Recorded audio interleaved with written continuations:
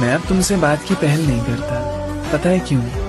क्योंकि मैं समझ गया हूँ मैं तुम्हारा कुछ नहीं लगता। तुम कभी बिना जरूरत के मुझसे बात करो, मैं यही चाहता था। मैं कुछ खास मानता था तुम्हें, और तुमने मुझसे सिर्फ मतलब रखा। तुम्हारे जवाब के लिए, तुम्हारे ढंग के जवाब के लिए इंतजार रहता था मुझे।